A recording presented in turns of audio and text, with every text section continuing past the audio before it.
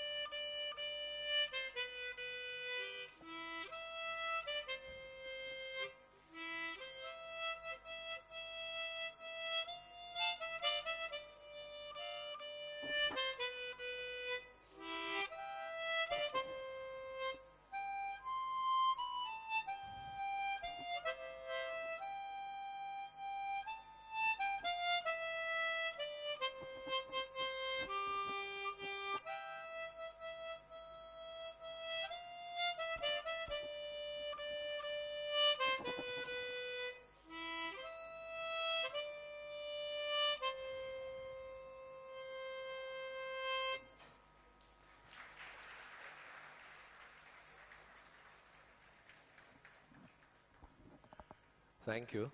Now I'm going to be telling you some stories, but I need your help in order to tell your stories. So are you going to be helping me? So here's the first thing I want you to do. Just turn and look at your teachers or any elder who you see in your vicinity and give them that look that tells them through your look that please switch off your mobile phones. Look at them now.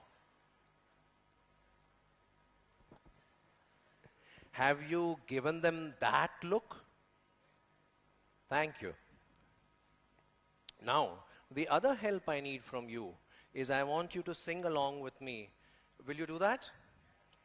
Like not this, yes, but will you sing along with me? Okay, then repeat after me. Aa gaya.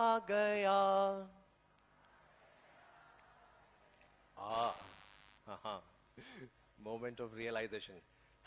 Can we sing a little louder, yeah? It's a very simple song and all the grown-ups can join in. It's a very fun song, yeah? Aa gaya. Story wala gaya. Aa gaya. Story wala gaya. Let's do this a little faster. This time you sing along with me and let's clap the hands as we sing. Aa gaya, gaya, aa gaya, gaya, story wala gaya, aa gaya, gaya, story wala gaya. He's a tall and handsome fellow, but all his teeth are yellow, and his stories are the best in the town. आ गया, story वाला आ गया, आ गया, story वाला आ गया. He wears a kurta and a koti, and eats only ketchup with a roti. But his stories are the talk of the town. आ गया, story वाला आ गया, story वाला आ गया. Thank you. So the first story that I'm going to tell you comes to us all the way from Africa. And it's a story about common sense. And I'm sure we all know what's common sense, right? We know what's common sense, right? You all know what's common sense. Somebody tell me what's common sense. Anybody? Yes, go ahead, tell me. You were raising your hand. What is it? I can hear you.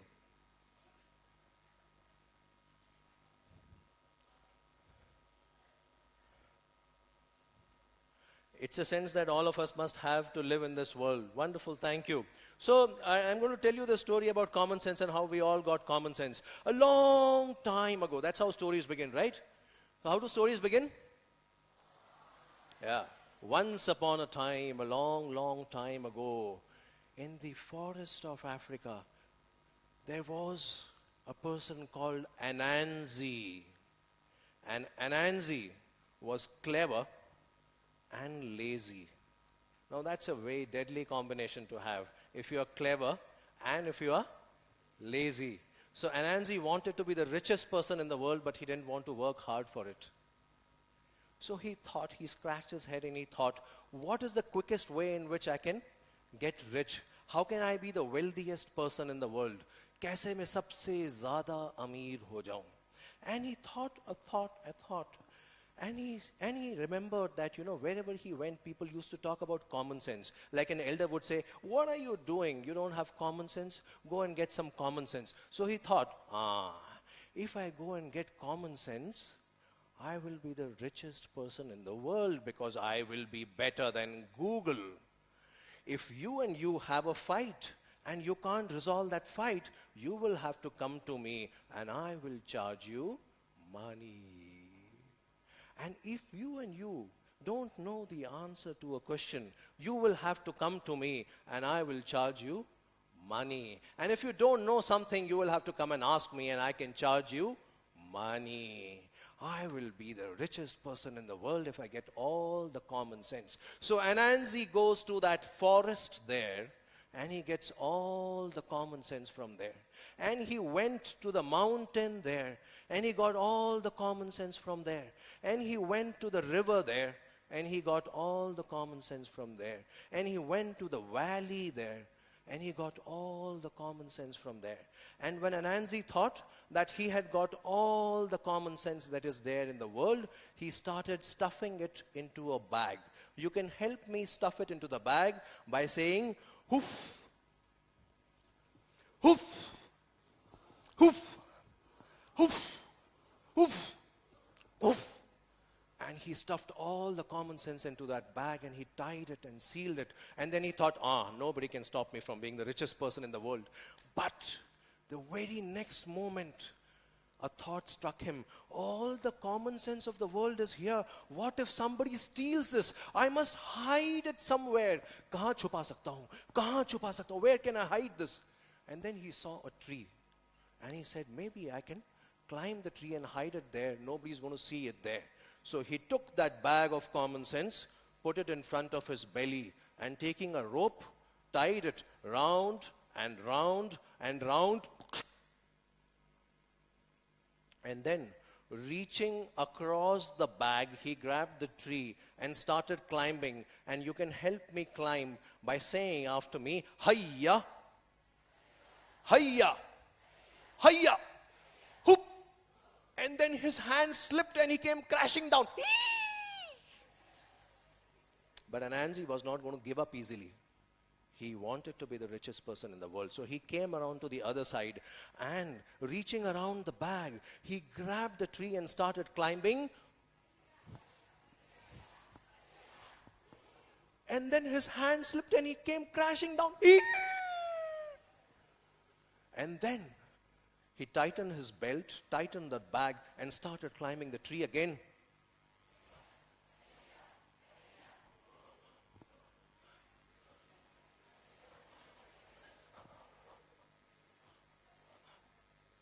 And when he thought he had almost reached the top, a little boy called out to him and he said, Anansi, ye kya kar rahe ho yaar?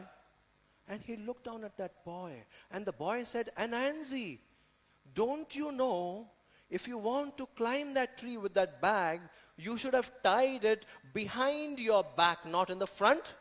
And Anansi ne jab ye suna to Anansi ne apna matha peet liya. He was disappointed. He was devastated. He was shattered. He thought all the common sense of the world is here in this bag. And that little boy has more common sense than me. His hand slipped and he came crashing down. And this time the bag opened up. And there was a breeze flowing in the forest. और वो हवा आई और common sense को लेकर के अपने साथ उड़ चली. और वो हवा पहुंची अफ्रीका. और जब वो हवा अफ्रीका पहुंची तो सब लोगों ने हाथ उठाए और उस कॉमन सेंस को पकड़ा और अपने कानों के बीच में लॉक कर दिया. और फिर वो हवा आगे बढ़ी. ऑस्ट्रेलिया पहुंची, चाइना पहुंची, जापान पहुंची. जहां जहां हवा गई लोगों ने अपने हाथ उठाए, कॉमन सेंस को अपने कानों के बीच लॉक कर दिया. And then that wind reached United States of America. Even they got some common sense, yeah. And finally, it came towards India and it reached Bhubaneswar. And in Bhubaneswar, it came to the Mayfair Convention Center. And when it reached the Mayfair Convention Center, everybody reached out and grabbed the common sense. Yes, do that. Grab it. Awesome. And all the big people, they don't want common sense. Yeah. Grab it and lock it between your ears. That's how everyone in the world got common sense.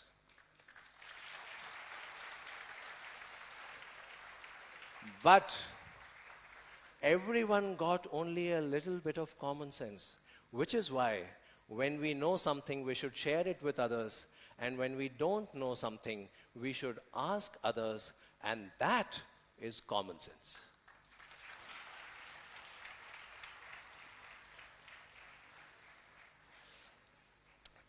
Thank you. एक और कहानी सुनेंगे?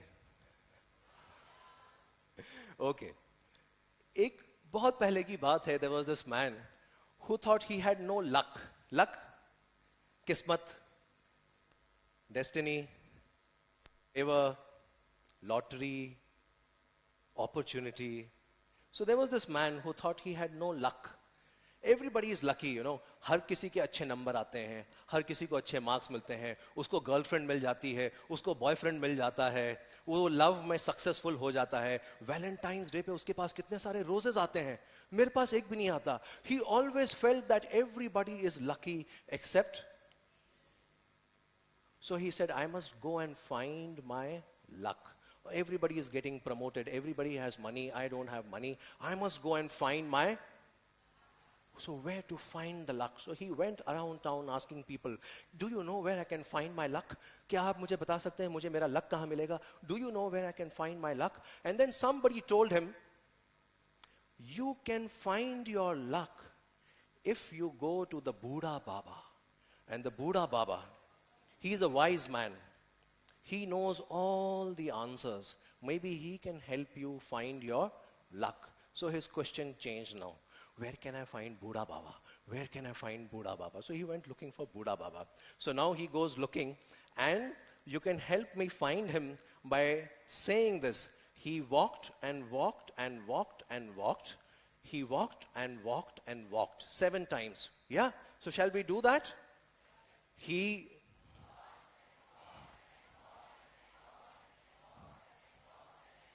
till he reached the edge of the forest. And at the edge of the forest, there was a wolf. And the wolf was hungry and weak. You could count its bones. It was that hungry and it was that weak. So this man without luck asks the wolf, can you please tell me, Buddha Baba, the wise old man, where I can find him? You see, I am looking for my luck. And the wolf said, frankly, I don't know where Buddha Baba lives, but if you find him, can you please ask him a question for me? Can you please ask him why I am so weak, why I am so hungry, and how I can become strong? He said, of course, when I meet him, I'll ask him, but can I go now? Saying that,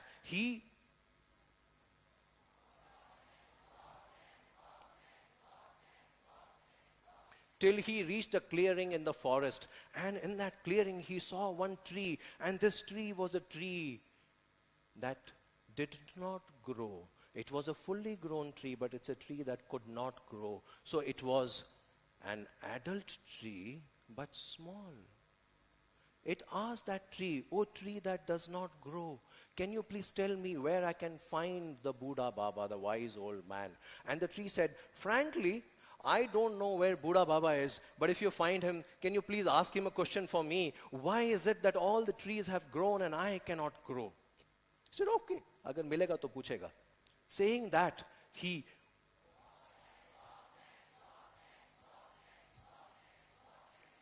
till he reached the edge of a mountain and he started climbing up the mountain. So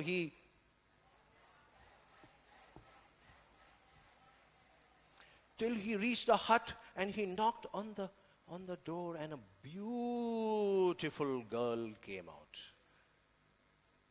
Long black hair, beautiful blue eyes, glowing skin. He had not seen a girl like that in his life. So pretty, so beautiful, so innocent. And he asked her, do you know where I can find the Buddha Baba? You see, I'm looking for my luck. And the girl said, see, frankly, I don't know where you will find the Buddha Baba, but if you meet him, can you ask him a question for me? See, I am so pretty, I am so beautiful, but I am still so lonely. How can I end my loneliness? And he said, acha, theek hai. If I meet him, I'll find him. Saying that, he went ahead and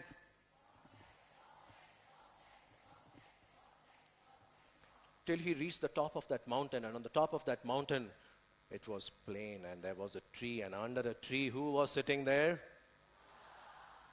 And Buddha Baba opened his eyes and smiled when he saw the man without luck coming, and he just gestured to him, come and sit down by my side. And he came and sat down by the side of the old man, and then both of them talked, and they talked and talked about various things, and he asked all the questions that he had to ask Buddha Baba. And finally, he asked the wise old man the question that he had come to ask him. Wise old man, can you please tell me where I can find my luck? And the wise old man said, your luck is all around you. Keep your eyes open, and keep your heart open, and keep your mind open. Your luck is... He heard that and he said, thank you, Buddha Baba, I'm going to go and find my luck. I know it's somewhere out there, it's all around me. Saying that, he started coming down really fast now. So till he reached that place where the girl was already waiting outside, and she was standing there waiting for this man, and she said, did you meet the wise old man? Did you ask him the question that I asked you to ask him? And he said, yes. The wise old man has said that you can end your loneliness. You will no longer be lonely if you marry the first good man that you see. And the girl, she smiled, and she looked at him, and she looked him up and down from top to bottom. And he was a nice guy. He was a handsome guy. He was a good-looking guy. So she looked at him up and down, and then she smiled. And the man smiled back, and the girl smiled a little bit more, and the man smiled back, and she smiled a little bit more, hoping he would understand, come on, I am here, you are here, yes. And the man said, no, no, no, Don't you know I'm looking for my luck? It's somewhere out there. It's all around me. I've got to find my luck, sorry. And he moved on. And he walked and walked and walked and walked and walked and walked and walked till he reached the clearing in the forest where there was that tree that could not grow. And the tree, when he saw the man, the tree asked the man the question, did you find the Buddha Baba? Did you ask him the question I asked you to ask him? How can I grow and how can I be tall? And he said, yes, I asked the Buddha Baba. And you know what the Buddha Baba said? The reason you cannot grow is because your roots are obstructed by a treasure chest. In that treasure chest, there are some diamonds and silver coins and rubies and emeralds. But if you ask somebody to remove that, your roots will go down and you can go. And the tree looked at that man and said, what use I have for diamonds and rubies and emeralds? Why don't you dig it out and help me go down so that I can go? And the man said, are you crazy? I have no time. Don't you know I am looking for my luck? It's somewhere out there. I am trying to find my luck. You find somebody else. Saying that, he walked and walked and walked and walked and walked and walked and walked till he reached the edge of the forest where there was the...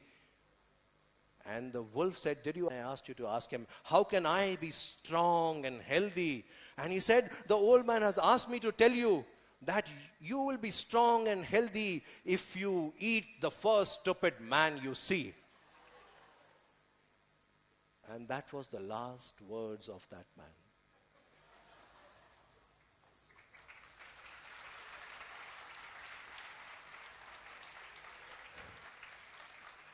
So you see, where is your luck? Your luck is, and you will get it if you keep your... Don't just keep your eyes open. Keep your heart open and keep your mind open. Your luck is... Thank you.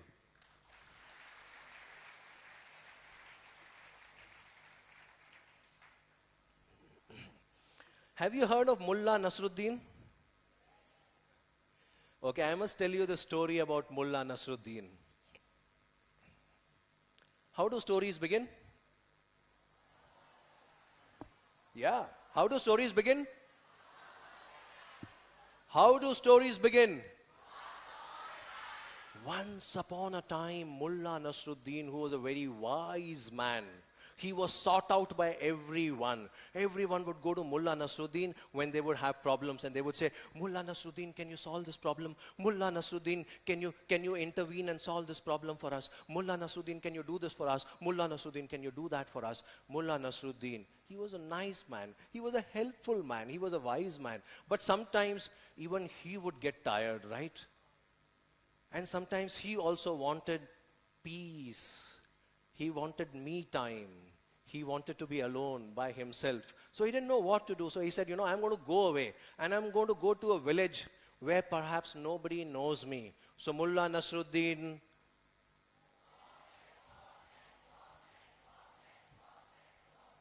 till he reached a village where he thought people would not know him. And he said, maybe I can spend a few days here away from everyone. But the villagers, when they saw him, everybody had heard of Mullah Nasruddin. They said, oh my God, Mullah Nasruddin is here. That's what they do for Shah Rukh Khan these days, yeah.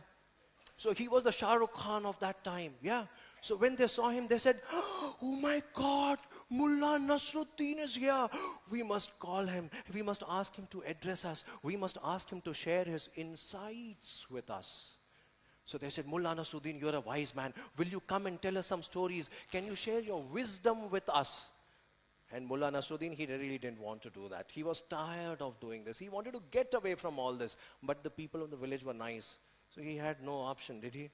He said, okay, if you want to listen to me, I'll come to the mosque tomorrow at 5 in the evening. And then we will talk. So next day at 5, Mullah Nasruddin goes to the mosque, stands on the mimbar, and then all the people of the village have gathered before him. And he looks at all the people, and then he says, oh, people of the village, do you know what I am going to talk to you about? And the people have no idea. So they say, no, Mullah Nasruddin, we don't know. If you have no idea what I'm going to talk to you about, you don't deserve that I talk to you. Saying that, Mullah Nasruddin walked away. Now people were in a state of shock. They said, oh, such a wise man. He's trying to tell us something, we are not getting it. He's sending us a message.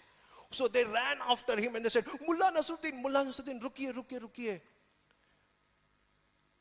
आप please हमें कुछ बताइए, आप please हमें कुछ समझाइए, आप इतने इंटेलिजेंट हैं, आप इतने वाइज हैं, प्लीज हमसे कुछ बातें कीजिए. Mulla Nasruddin said, are you sure?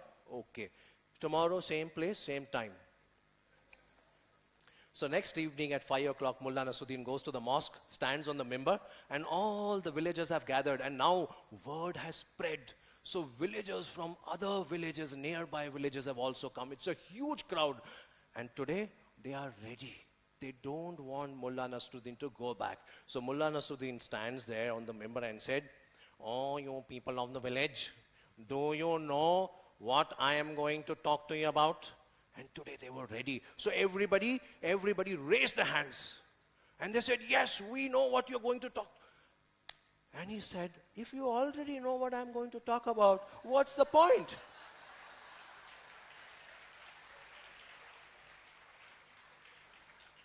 And everybody said, oh, Mullah Nasruddin, he's trying to send us a message. He's a wise man, we are not getting it. So they ran after him and they said, Mullah Nasruddin, आप आइए, हमसे कुछ बातें कीजिए, हमें कुछ समझाइए, आप इतने wise हैं, आप इतने intelligent हैं. So Mullah Nasruddin said, okay, tomorrow, same time, same place. And next evening, 5 o'clock, Mullah Nasruddin goes to the masjid, stands on the mimbar of the masjid, and today more villagers have gathered. And now he looks at that crowd and says, oh, people of the village, do you know what I am going to talk to you about? And today everybody is ready. So all the people on this side, they raise their hands and they say yes. And all the people on that side, they keep their hands down and they said no. So Mullah Nasruddin says, all the people who know can tell those who don't know.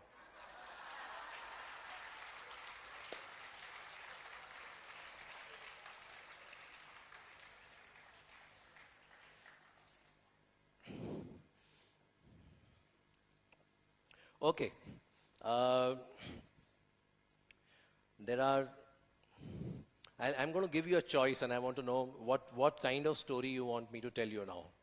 Okay? I can tell you a very interesting math story. We are all scared of math. I know we don't like math. But stories can make math super cool. So we can do a math story. Yeah? Or we can do another story like this. Like the stories that I have been telling you. A story of adventure, a story of courage, a story of something magical happening. What kind of story? Math story or adventure story? Math story? What about the people at the back?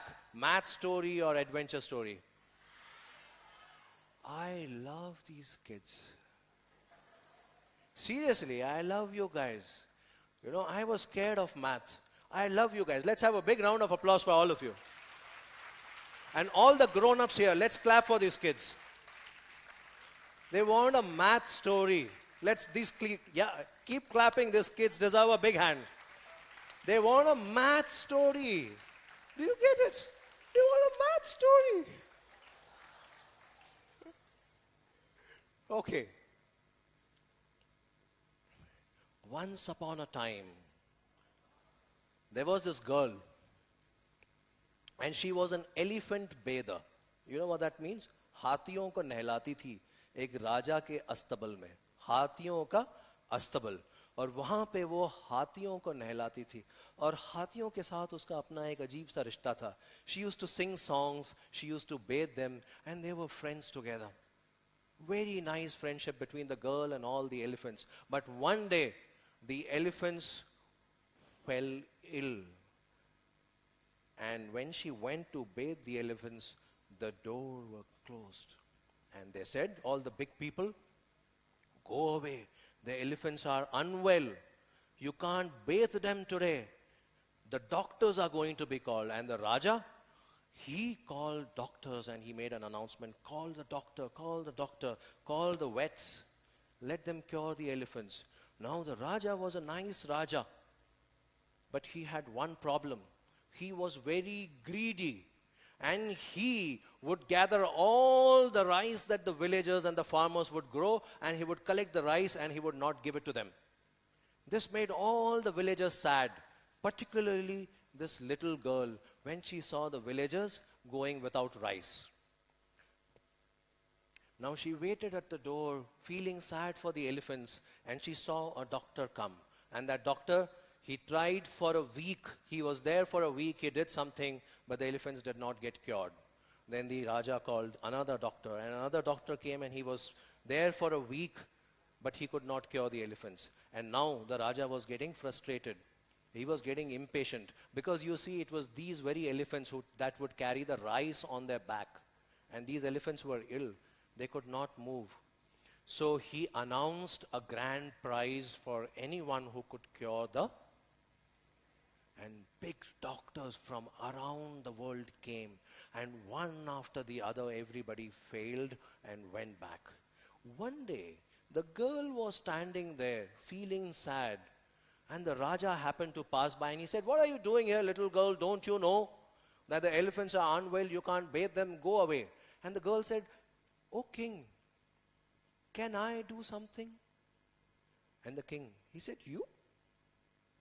And she said, "Yeah, all the doctors have tried. Nothing has happened. Can I try something?" And the king said, "Okay. No harm in letting the girl try." So he let the girl go. And the girl went near the elephants, and the elephants were a little edgy. They were a little restless. So she started singing a song. The same song that she used to sing when she would bathe the elephants, and the elephants were fine then. And she started checking the elephants. She checked the nails. She checked the foot. She checked the tail. She checked the head. She checked the eyes, and the eyes looked sad. And she checked the head, and she checked the trunk. But she could not find anything wrong. Then she lifted the ear, and inside the ear she could see an infection. So she took a cloth, she dipped it into water, and using that cloth, she started wiping that infection away. And the elephants were again edgy and restless. And she started singing that song again. And she sang a soft, melodious song and wiped away that infection. And all the elephants had infection in their ears. So she wiped away all that infection. And she sang that song. And next morning when she came, the elephants were still sitting. They were unable to get up. So she did the same thing again. And on the third morning, she saw that the elephants could get up. And they were standing a little nervously. They were not able to walk. And she repeated that exercise. And on the fourth day, they were able to walk just a little bit. And by the fifth day, they were better. And by the sixth day, they were hungry and they wanted to have food. And by the seventh day, they were absolutely fine. So the Raja was very happy. And the Raja said, "This little girl has done what nobody else could done. Oh girl, I give you whatever prize you want. Open the doors of the treasury. Let her go in and let her take whatever she wants." So they opened the doors of the treasury, and there was gold and diamond and rubies and emerald inside. And as she was walking towards that, all the villagers were happy. The little girl's parents were super excited and super happy. Now we are going to get money. As she was walking towards that place, she saw on a table a chessboard. Have you guys seen a chessboard? How many squares on a chessboard? Very nice. 8 by 8, 64. So she sees that chessboard and she says, "Raja, I changed my mind. I don't want anything from there. Can I ask you for something else?" And the Raja said, "Anything you want." And she said, "Can you give me 2 grains of rice on the first square of the chessboard, and can you start doubling it for every square?" And the parents and the villagers, when they heard that, they were shattered. "Oh, stupid girl, what are you doing? This was your chance to get gold and diamond and rubies and emeralds." And everybody was upset. Most of all, the little girl's parents, they said, "What are you doing? This is your chance. Go get that gold. But the Raja was very happy from inside. Remember, he was greedy. He said, give her a few grains of rice. Give her a few grains of rice and that will be it. So now I want you to count with me. On the first square, on the second square, on the third square. 6 or 8? On the third square, on the fourth square, on the next square, 32, on the next square, on the next square, on the next square. Wonderful, 256 grains of rice by the end of the first row. And 256 grains of rice is a lot of grains of rice to count, right? So the Raja said, oh, enough counting, isko jaldi jaldi karo. 256 grains of rice will fit on one spoon. So he said, spoon lao. And then on the next row, 2 spoons of rice, right? And then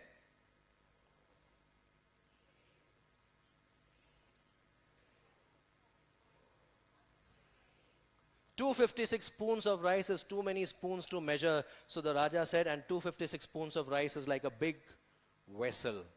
So he says, bring a vessel and use the vessel. So the third row, what shall we call it? What do you call a vessel? Patili? Patila? Okay, so let's work with patila. Do patila.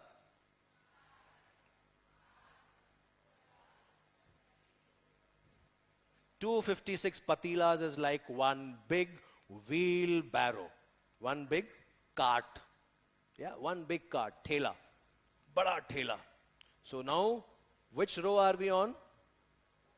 4th row. Bada thela. And now the Raja has begun to. And the thela comes.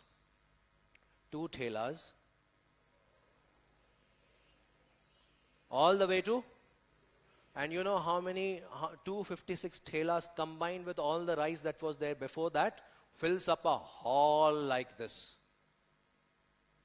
So the next row, 2 halls, 4 halls, 8 halls, 16 halls, and many palaces have vanished now.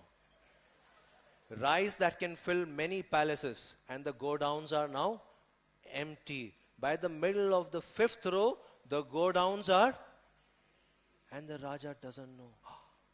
This little girl. And he has given his word. People are watching. So he says, what do you want? I gave you my word. What else do you want? And the little girl said, what I want is that the people of the village should keep their rice. It is theirs. And you will get only as much as you need. Can I get that promise from you? And the Raja said, yes. And she won.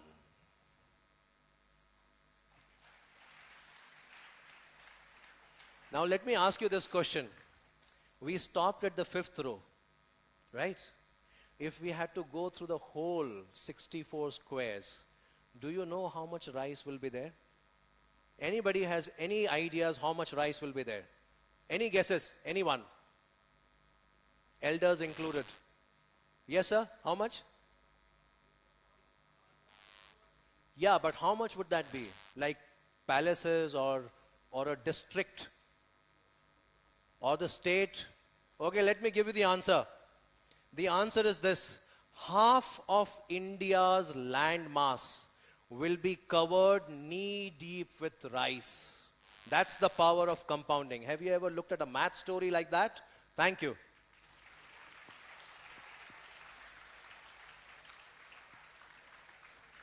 What if we could learn math like this through stories? Yeah? Okay, so I am going to end now with a poem and then I'll take questions. And this poem, I need your help. This poem, I want you to repeat something with me. And it's in Hindi. And I want you to say, the name of the poem is Chup Raho, Chup Raho, Chup Raho. Can you repeat that with me? Oh no, you need to say this in anger because that's what they tell us, right? That's what the grown-ups keep telling us. So now we need to see that You need to say that with a little bit more energy, a little bit more anger. How would you say that? So in this poem that I'm going to share with you, you will be able to see, जब मैं कहूंगा उससे पहले आप समझ जाएंगे कि कहां आने वाला है ये लाइन, चुप रहो चुप रहो चुप रहो. All of you will know it before it comes. And when you see it, I want you to say loudly,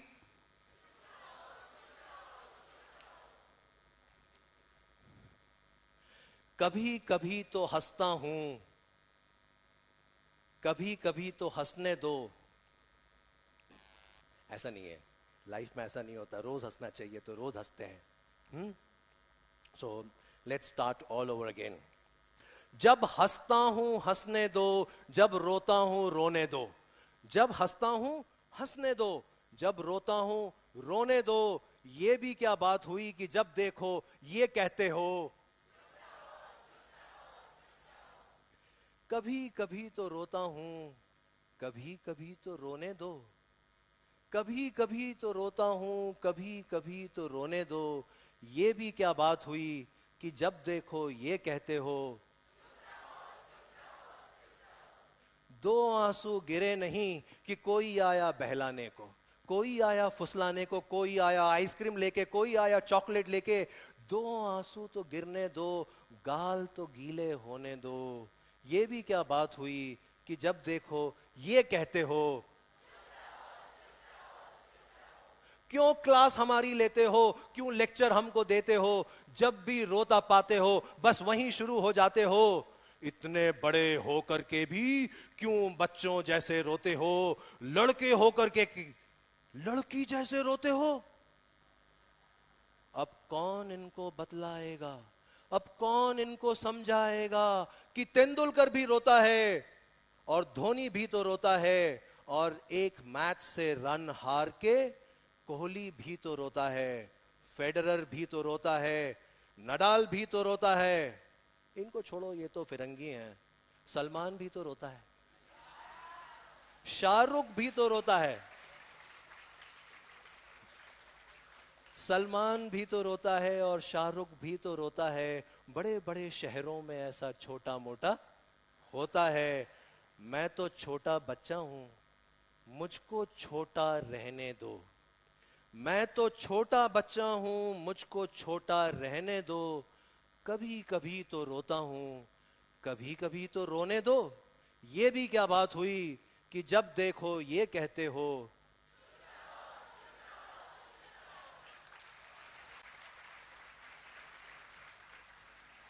thank you, thank you, thank you. That's all that I had.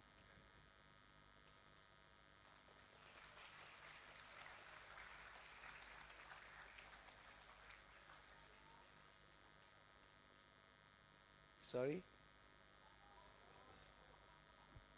I thought we could use that time for question and answers, and then there is a session that's supposed to start in a few minutes, and we don't want to delay that. Yesterday we had a delay, so today we want to run on time. So maybe we could, I could do more and I could just go on, but I think we should get some questions. No, but before that, I have a little thing to do here.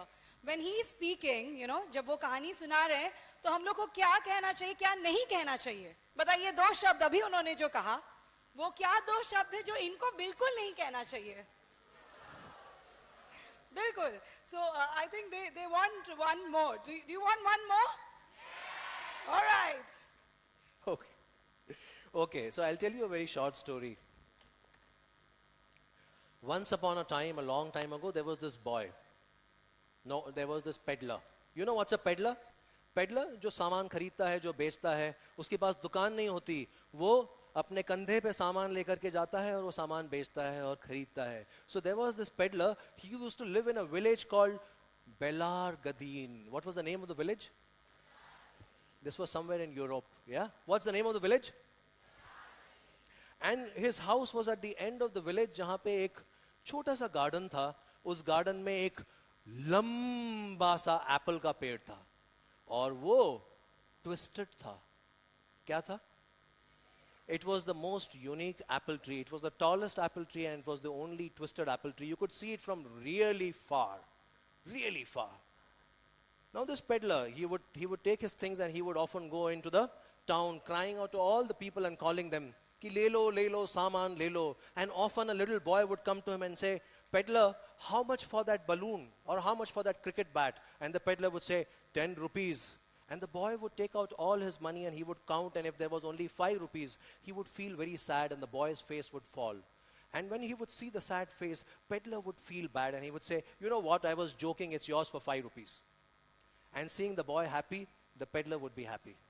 And often a little girl would come to him and say, hey peddler, how much for that chocolate? And the peddler would say, only 10 rupees. And the little girl would take out all her money and count it, and it would be only 5 rupees, and her face would fall. And seeing her sad, the peddler would feel sad. So the peddler would say, it's yours for 5 rupees. And she would be happy, and the peddler would be happy. And all the people in the village, they would see this and they would laugh and make fun of him. And they would say, this man is going to be very poor. He doesn't know how to do business. But the peddler was happy when people were happy. One day, it was a very hot day. The peddler was,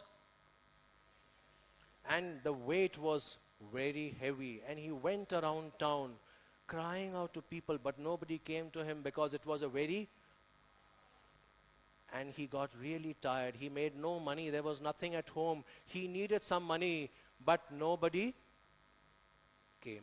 He went back to his house, sat in the garden, put down the bag, sat under the apple tree, and he was so tired that as soon as he closed his eyes, he was asleep. And in his sleep, he heard a voice, and the voice said, peddler, go to London Bridge, you will find a fortune there. And the peddler opened his eyes and said, Kaun hai? Is there somebody behind the tree? Is there somebody up on the tree? Who's there? But there was nobody, because it was a dream or maybe a voice in the head. But he wasn't sure. So he said, it's a spooky place. I must go inside. Strange things are happening here. So he went inside the house, closed the door, made some Maggie for himself, and ate his dinner. And he started reading a book. But he was very tired. So by the 4th page, he was dozing. And no sooner than he closed his eyes, he heard a voice, and the voice said, peddler, go to London Bridge and you will find a fortune there. And he woke up with a start and he looked under the chair and he saw all around the house, but there was no one. And he said, my mind is playing tricks with me. I should sleep properly. So he lied down on the bed and he slept. And no sooner had he closed his eyes that he heard a voice that said, peddler, go to London Bridge and you'll find a fortune there. He got up and this time he was very upset. So he said, okay, I'm going to go to London Bridge and see what is there. So he packed his bag with a little bit of cheese and some bread and some apples, and then he started walking towards But London Bridge was very far from Belar Gadin. He had never been to London. It took him a long time. So he quickly, till he reached a forest, and he crossed the forest, and then he reached a mountain, and he crossed the mountain, and till he reached a river, and he swam across the river, and finally he reached London, and he had never seen that place. And he was amazed by the sights he saw and the smells he smelt. There were people with blue eyes and brown eyes and black eyes, and people with golden hair and brown hair and black hair. And there were things in the shops that he had never seen before. And he smelled smells that he had never smelled before. And in the middle of of London, he saw the river. And across the river, the bridge called. So he went and stood on that bridge, and then he slapped his head. Because in the dream, the voice hadn't told him what to do after you reach London Bridge. So he stood there and waited. And he thought maybe the people coming from there will get my fortune. So he smiled at everyone, and people thought he was crazy. They just walked past. And he smiled at all the people coming from the other side, and people thought he was crazy, so they just walked past. And morning turned into evening, evening into night. And there were people on the bridge. They had set up small shops. कुछ बेच रहे थे, कुछ लोग खरीद रहे थे. They all closed their shops and slowly everybody went away and he was alone on that bridge. But he thought, इतनी दूर से आया हूँ, एक दिन और रुक जाता हूँ. So he slept on the bridge, woke up the next morning and he thought, maybe today I will get my fortune. So he looked at all the people who were coming from that side and smiled at them. And people thought he was crazy. They just walked past. And he smiled at all the people coming from the other side, but they just... And morning turned into noon, and noon into evening, and evening into night, and slowly everybody went away. He was alone on that bridge. और फिर उसने कहा, इतनी दूर से आया हूँ, एक दिन और. But you know what happened the next morning? He was there. He looked at all the people, but they... And he looked at all the people, and they... And morning turned to noon, and noon to... And he was all alone. And he said, what a fool I have been to believe in a dream. Tomorrow morning I am going back. So he slept on the bridge, and the next morning he packed his bag, and just as he was about to get off the London Bridge, he heard a voice, "Hey, you!" And he turned back. Nobody had spoken to him in 3 days. He could not believe that somebody is actually talking to me. So he said, and there was a big fat man there with a uniform. And that man said, "Yes, you." And then he went to him. And that big fat man said, "I am the mayor of London. And I've been watching you for the last 3 days. You're not from here. You're not buying anything. You're not selling anything. Who are you? Why are you here?" And he said, "Sir, what to tell you, sir? What to tell you, sir? I believed in a dream and I came here." And hearing that, that mayor started laughing. And he laughed an evil laugh. And he said, "You are a grown man and you believe in dreams? Shame on you. What a fool you are. What a fool. You're the biggest fool on the planet. You believe in dreams?" And then he said, "Look at me. I am the mayor of London. You think I could have become the mayor if I believed in dreams? Why?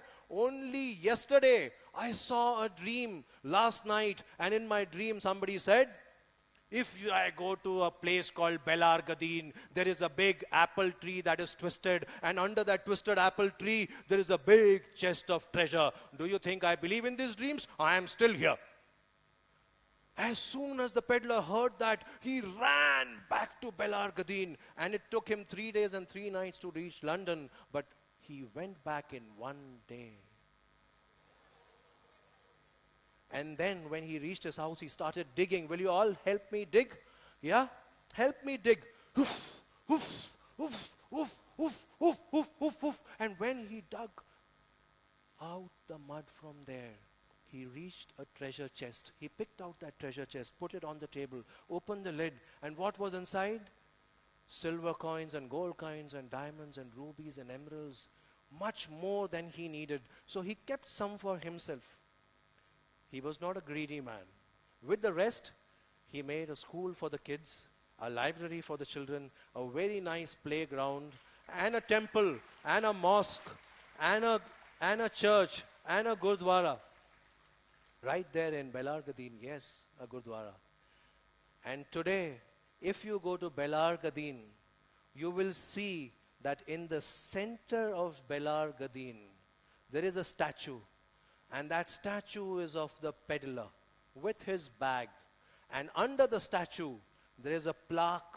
And on that plaque it is written, "There once lived a man who believed in his dreams." To all of you children, I say this today. Believe in your dreams. If you believe in them, who knows, one day the dream might come true. So never stop believing. Thank you. Thank you. Keep dreaming,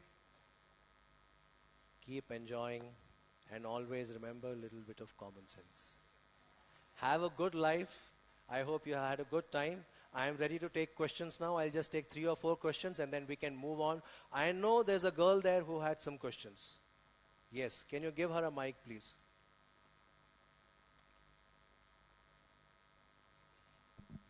So I am not a writer, I don't write books, I am not an author, I just tell stories, but ask on. Sir, when did you know that when did you first know that you have passion for telling stories? I was in, I'll tell you, I was in grade 8th or 9th when I directed a play. And it was a very bad play. But nobody told me so. And I think when they didn't tell me, they gave me a gift because I continued doing more.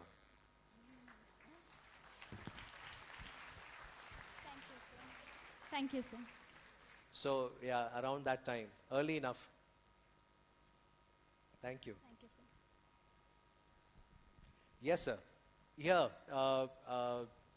there's a gentleman here who has a question. Or maybe can we take that question from the kid there and I can come back to you? Thank you. Yes, please.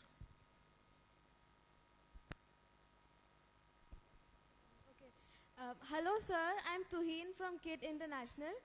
And I want to ask that, was there any moment in your life when you ran out of any ideas to narrate a story? That's a good one.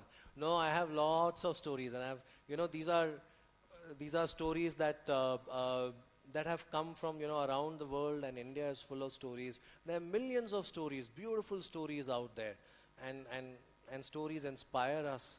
They inspire us to keep believing. So I've never run out of stories because, there are as many stories as there are people in this world. You can never run out of them. And sir, do you create some stories? Or Yes, that chup raho was mine. Thank you, sir.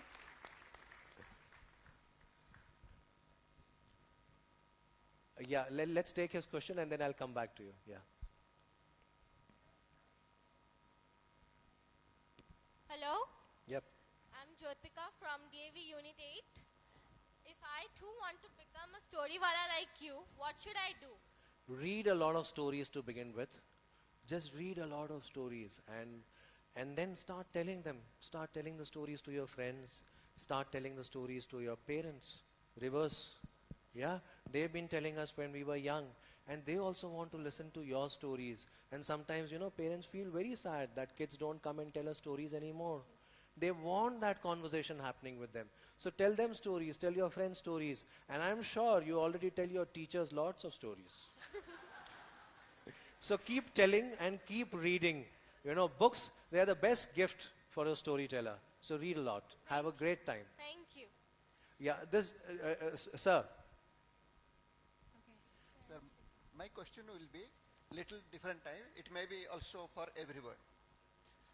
I am myself is a storyteller. Hello. And I think I write reasonably well.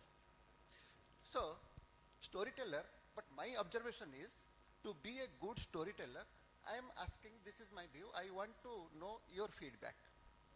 To be a good storyteller, certain characters are required. You must have got a good sense of reasoning, good observation capacity, and with your visit through various places, you improvise. One character you have seen in the plains, you pitch it in the highlands. माने पहाड़ संगरे एकु जोड़िबो जोठी बुलिकी देखिचंती. So, various story. Then I got sense of reasoning when you are having, you disengage yourself, you observe people in their natural manners, and you just khechadi pakala wala mystery ki you improvise. Sir, what is your opinion to be a good storyteller? The basic things. I think the first thing that we have to do to be a good storyteller is to be a good, because stories come to you, the more you listen, the more you observe, the more you see people around, then more stories come to you. So the first requirement is to be a good listener in every which way, not just, in an oral sense, but in every sense. So, you said observation, that's also listening. An artist listens and creates. He or she observes the nuances and they are able to create. So that is fundamental. But if there is a desire to communicate, everybody will find a language. Everybody will find their own language, their own strengths and their own weaknesses. There is a teacher there, so I think, are you a teacher in a school? Yeah, the one who's raising your hand. Yeah, yeah, yeah. Oh, sorry, a student there. Yeah. Okay, let's take your question. Yeah, I thought there was a teacher there. Sorry. Sir, I would love to know that from whom you have been inspired that yes, I can be a storyteller. Who has inspired you and who has motivated you to be such a good story-wala? I don't know about the good part, but my mother is a huge inspiration for me. And then there are a lot of people who are.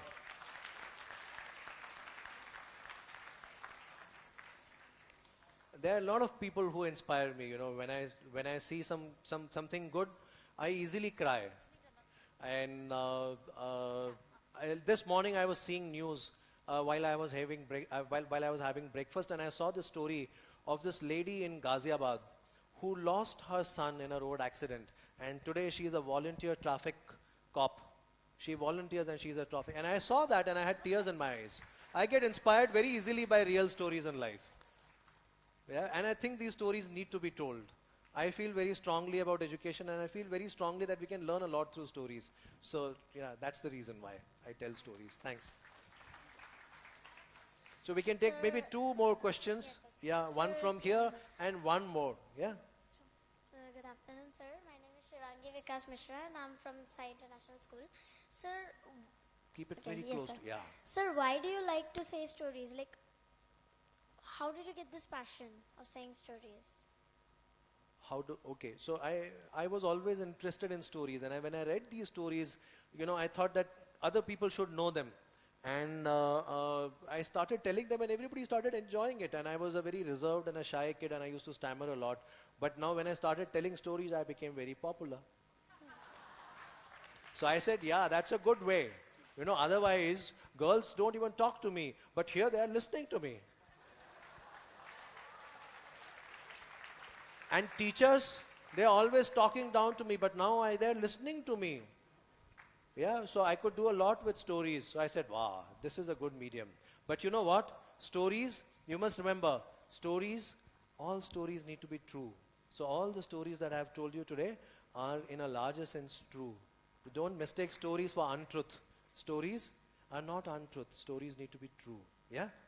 Thanks. Okay, now somebody please. Okay, so I'll just take this last question. Yeah? Hello, sir. I'm Anushka from Sai International. Sir, like, from where do you get these stories? You listen, then add your own things to it, or is it completely your own imagination? Some stories I create, and in the evening I'm going to tell some stories for grown-ups. There again, you know, some stories I have heard, some stories I have read, and some stories I have written, which I'm going to share with people. But I think stories are all around us. There are millions of stories which have been written, you know, copyright-free stories, you know, hundreds of thousands of them. So I tell those stories. Thank you, sir. Thank you.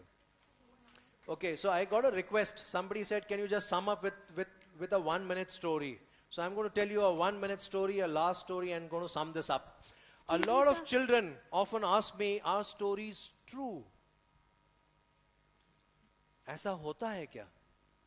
ऐसा सच में होता है क्या? What do you think? Are these stories true? Yes, to some extent. Okay, there. Do you believe these stories are true? Okay, a lot of kids who, when they grow up, they know better, right? So they say, नहीं, ये कहानियाँ हैं. ऐसा होता नहीं है. So I'll just tell you this story. It's a 1-minute story. Once upon a time, there was an old man. He had a nice white flowing beard, and he wore interesting jackets. And in his jackets, there were a lot of pockets. And wherever he went, people would be happy to call him, and they would say, old man, come here, spend some time with us. Have some tea and cake with us. हमारे घर में थोड़ा वक्त बिताइए. And the old man, he would go and meet all the people. At the same time in the world, there lived a woman. And wherever the woman would go, people would shut their doors and windows. The woman was, of course, very upset. So she goes to the old man and says, who are you? Why is it that everywhere you go, you are welcomed and I am turned away? Kaun ho tum? And the old man said, I am Story. Who are you? And she said, I am truth. So, the old man had the wisdom to know that truth is really important in the world. And everybody must get to see the truth. But unfortunately, people don't like to see the naked truth. So he said, woman, come and sit in my pocket. The world needs to see you and you need to be there everywhere. So you can come along with me. There is far much more hospitality than I need, and I can share the good food with you. That's exactly what truth did. Truth jumped and sat in Story's pocket. From that day, it is said, wherever Story goes, you will find truth.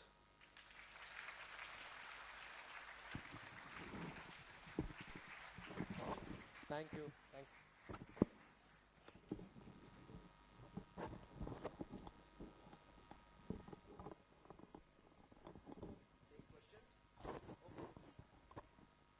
Yeah, we can. You kids still have some questions? Okay, all right. Can we have the mic that side?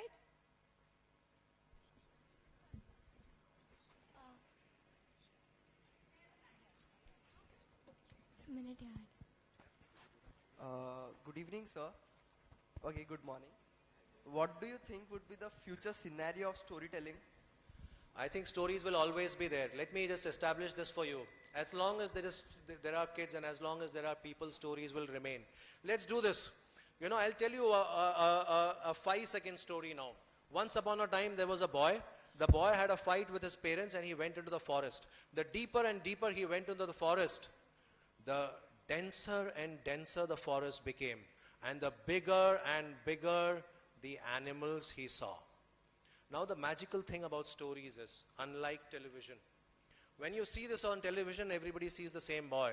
Everybody sees the same forest. And everybody sees the same animals. But I know this, that the boy you saw is different from the boy you saw. And the forest for you was different from the forest for you. And the animals were different for you and different for you. And what is childhood without imagination? So when I tell you a story, I am not the only one who's working. Your minds are working and you are imagining those scenarios.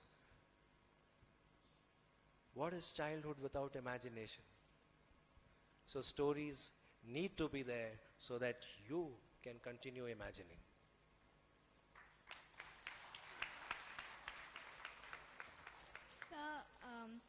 Sir, this is Nikshita from Loyola, Bhubaneswar. I want to ask you, can you share some personal experiences with us which you felt were the most cherished ones? So one of the most sort of, inspiring incident in my life is, when I heard a story from a storyteller. And he told me this simple story, which I'll share with you, of the first guy who climbed Mount Everest. Do you know his name? The first guy who climbed Mount Everest. There were two people, Edmund Hillary and the first one was Edmund Hillary. So Edmund Hillary, what we don't know is this, that he didn't climb Mount Everest on the first attempt. He failed. He failed. He could not climb. And he tried again. And he failed again. He could not climb. And he climbed. And he tried again. And he failed again. So one day he was really frustrated. He came out of his tent and looked back at that mountain, Everest, in anger. And then he said, you know what? You are a mountain. You cannot grow. But I am human. I will come back and defeat you.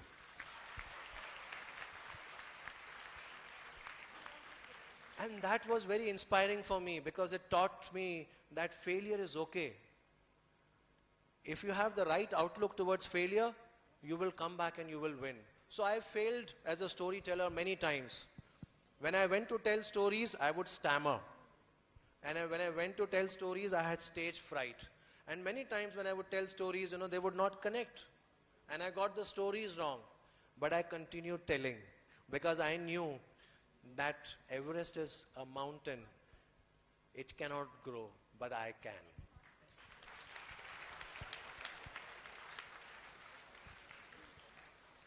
Sir, I'm Priyanshu and I'm from KIIT International School, and I want to ask that what led you to become a storyteller? Why not an engineer? Why not a doctor? I had this insight, insight is a big word, but I had this idea that, stories help us remember stuff. Pythagoras theorem, how many of you remember? Raise your hands. Very few. Sad. If you raise your hands, I'll come and ask you. Be careful. Right? We've all studied it, but only half the hands went up. But the thirsty crow, everybody remembers. The hare and the tortoise, everybody knows, right? So, stories we remember. And if we learn through stories, we never forget. So I said, why not teach through stories? Why not teach math through stories? Why not teach, compounding? That's what the story was about. It was about the power of compounding. Why not teach the power of compounding through stories? Why not teach history through stories? And history is not about dates. It doesn't matter if we forget dates, but we should never forget the lesson. Otherwise, history will repeat itself. Thank you, sir. So that was why I started telling stories. Good morning, sir. It's Monica from DPS Kalinga. I want to ask, were your stories inspiration to people? I don't know. Let's ask. Was it inspiring for you guys? So you have ever felt? Sorry? For me, I find stories really inspiring. I told you about that, Edmund Hillary story. I found that inspiring. I find there are so many inspiring stories. And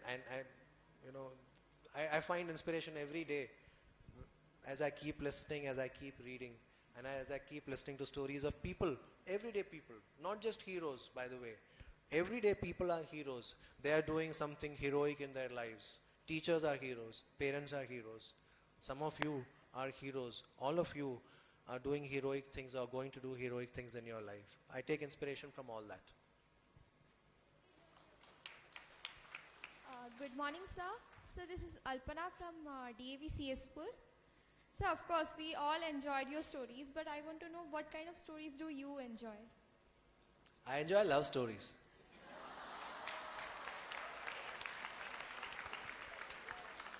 And I enjoy sports stories. And earlier I didn't like them, but now I like ghost stories, and I like telling So ghost could you stories. narrate one now? No. I'll tell you, ghost stories require a particular environment. We'll have to switch off the lights. Everything requires a mood, right? So, for ghost stories work well only when we sit around a fire on a dark night, moonless night, and then tell stories. So we'll do that sometime, bete. Good afternoon, sir. This is Anoshka Parija from DPS Kalinga. So I would like to ask you, have you ever had moments when you've had hundreds of stories to tell but nobody to listen to them? Yeah. So how do you handle those situations? I'll tell you this. I started this. Thank you for asking that question, because that's a fantastic question. I had this insight, big insight that, I'll start the story walas. I quit my job in advertising. I used to be in advertising earlier. I'll start the story walas, and I had this insight that the favorite subject that I had in school was taught by my favorite teacher. So there's a strong correlation between favorite subject, favorite teacher. And the least liked subject was taught by least liked teacher. So I said, if I train them in storytelling and the teachers could become storytellers, they could make all subjects interesting, right? So I started the story walas thinking I'll be working with schools. And for 6 months, I took an office, I was paying rent. But for 6 months, no business. I had a lot of stories to tell, but nobody was listening. Nobody. So here's what I did. I went to an orphanage and I knocked on the doors, and they said, can I come and tell stories? I was so desperate that I would be willing to pay money to people to listen to my stories. That was how desperate I was. So I went to an orphanage and I said, can I tell stories here? And they welcomed me. And then I went to a school for underprivileged children and I said, can I tell stories here? And they welcomed me. And then I went to a school for autistic kids and they welcomed me. And these are the places, 3 years after we started, we still tell stories every week. So that's how I started. Every story has a listener. You just have to find the listener. Yeah, I found my listeners, and we do a lot of work with underprivileged kids now because they allowed me to be a storyteller. They opened their hearts, they opened their doors, and that's how the Storywalas became the Storywalas. Thank you for asking that question.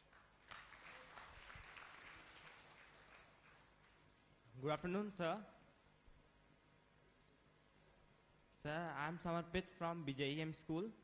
Sir, I wanted to know, in today's age, most of our parents prefer that their child should be engineer, doctor, but you became a storyteller. So how did the parents react? It was not easy, and I will be lying if I say that it was easy, right? My eldest brother was a math wizard.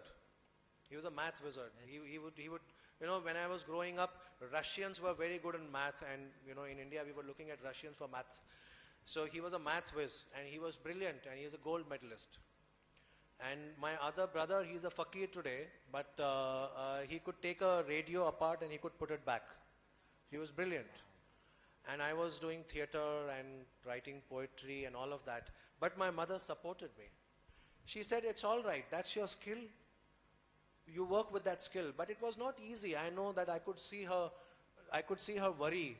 And she worried that how will he make money. And anybody, most of us in India grow up in middle class India. And we have these legitimate worries. How will you make money? I was lucky I joined advertising. I was lucky I was born in a time after Dr. Manmohan Singh liberal. We could reap the benefits of liberalization. My parents' time, they could not. They were very hard working, but she never made as much money as I made. So I think a little bit of destiny, it's easier today. Today, it is far much more easier not to be a doctor, not to be an engineer. It was more difficult then. So for you and for your generation, I think that's an easy choice. That's not a difficult choice. Go ahead and chase your dream. We'll take this last question and then we'll close. Yeah? I have a question and an observation and a suggestion. One, that every child loves his stories. We all loved when we were children. When we grow up and we go to school, we hate history as a subject, most of us. History. In fact, history. If you ask these children how many of them hate history, they will probably say yes, they do. Why? Because history is all about storytelling. Why can't history be written more interestingly? I remember, at least on top of my head, I know two books. One, Midnight's Children, a great history book of freedom fight, but in a storytelling way, very popular. Much earlier, book by the biography of Razia Sultan and by Rafiq Zakaria. Beautifully written like a novel, but all authentic facts and figures. So therefore, just as you made maths interesting, why did the children dread maths? In fact, whenever I say that maths should be abolished, I get the loudest applause. Do you think maths should be abolished? There you are. Not if you learn through stories. Yes, not if you learn through stories. Similarly, I think if you do a workshop, and Mr. Prabhu Chawla can probably take the initiative, if you organize a workshop for history teachers, how to say their story more interestingly, and seriously, if you do a workshop for history writers, but they should tell the history not by distorting history, as some people tend to do, but authentic history, but how can it be said more interesting? I think a wonderful idea. I'll just sort of share a quote that I really like. Rudyard Kipling, he said, if history was taught through stories, it would never be forgotten, it would never be repeated. So wonderful point, and happy to do that at some point of time. Thank you. Thank you. And I think now it's time to move on to the next session. So I know questions will never end, but we can talk later or we can talk outside. Yeah? So thank you so much. It was wonderful sharing these stories with you. Thank you for listening. There is no storyteller without the listener. So thank you, all of you.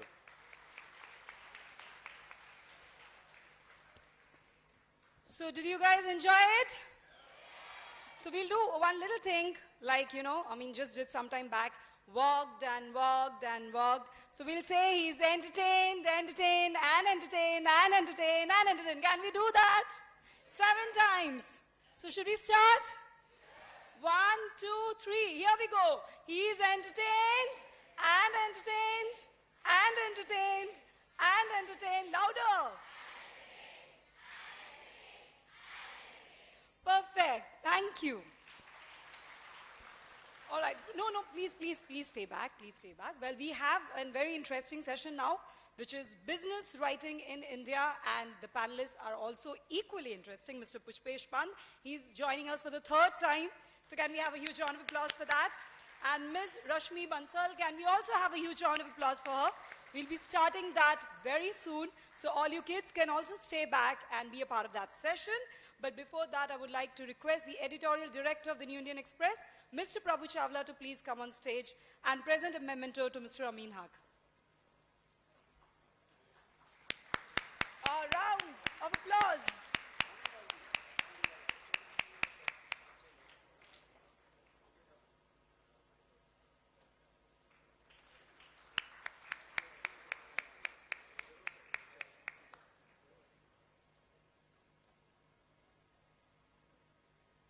Amin Haq of the Storywalas.